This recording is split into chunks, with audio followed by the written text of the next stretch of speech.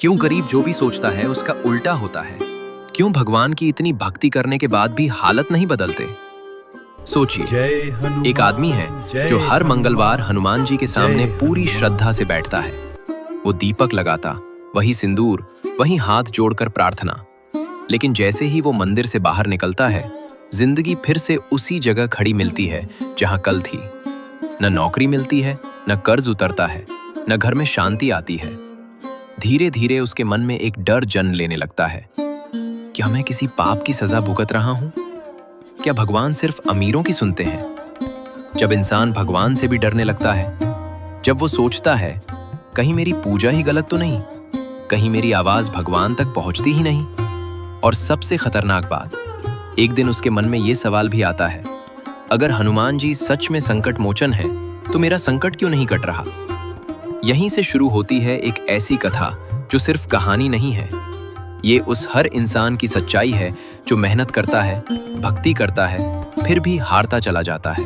ये कहानी सुनने के बाद आप हनुमान जी से ये सवाल नहीं कर पाएंगे जो अब तक करते आए हैं, क्योंकि ये कथा सोच बदल देती है और इंसान को अंदर से मजबूत बना देती है। बहुत समय पहले की बात है। उत्तर भारत के एक छोटे से गांव शिवग्राम में गोविंद शर्मा नाम का एक ब्राह्मण रहता था। गोविंद स्वभाव से बहुत सीधा था, ना झूठ ना चालाकी। जीविका के लिए कभी लोगों के घर पूजा पाठ करता तो कभी खेतों में मजदूरी। उसकी पत्नी कमला शांत, सहनशील, लेकिन भीतर से पूरी तरह टूटी हुई। शादी के 12 साल बीत चुके थे, लेकिन उनके घर कभी किलकारी नहीं गूंजी। गांव की औरतें कमला को देखकर फुसफुसाती, पिछले जन्म का पाप होगा। ये शब्द कमला के लिए भूख से भी ज्यादा चुभते थे। गोविंद हर मंगलवार हनुमान जी का व्रत रखता, ना नमक ना तेल, बस पानी। मंदिर में दिया जलाकर बस इतना कहता, हे बजरंगबली, अगर मेरी किस्मत नहीं बदलनी तो मुझे सहने की ताकत दे देना। घर में कमला अखंड दीप जलाती। वो कहती, मुझे बेटा नहीं चाहिए प्रभु, बस समाज की नजरों से बचा लो। एक दिन गांव के मुखिया के घर पूजा थी। गोविंद को बुलाया गया। पूजा के बाद मुखिया ने सबके सामने कहा, ब्राह्मण जी, मंत्र तो ठीक पढ़ लेते हो, लेकिन तुम्हारे घर की हालत देखकर लगता है शायद भगवान भी तुमसे नाराज हैं। लोग हंस पड़े। गोविंद चुप रहा, लेकिन उस दिन उसका सिर झुक नहीं पाया। रात को उसने पहली बार भगवान से सवाल किया, अगर आप हो तो मेरी ही परीक्षा क्यों? उसी रात गोविंद ने एक कठोर निर्णय लिया।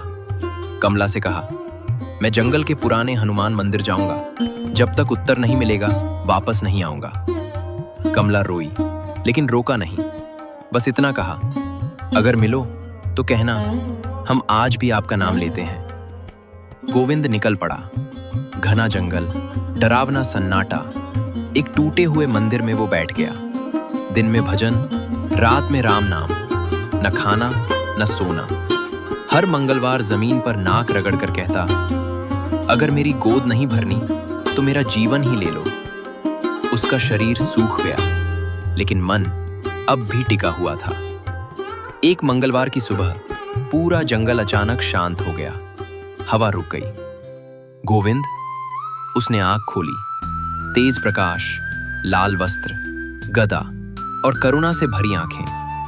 गोविंद बेहोश सा हो गया।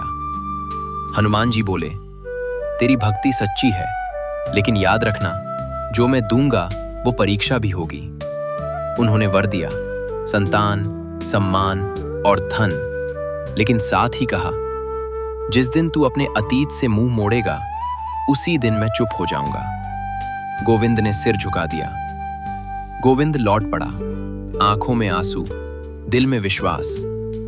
लेकिन उसे नहीं पता था कि यह वरदान उसके जीवन की सबसे बड़ी परीक्षा बनने वाला है, क्योंकि हनुमान जी कभी सिर्फ देते नहीं, वे पहले इंसान को योग्य बनाते हैं। प्रिय भक्तों, यदि आपको जानना है कि गोविंद प्रसाद के साथ आगे क्या हुआ, तो कमेंट में जय बजरंगबली जरूर लिखें।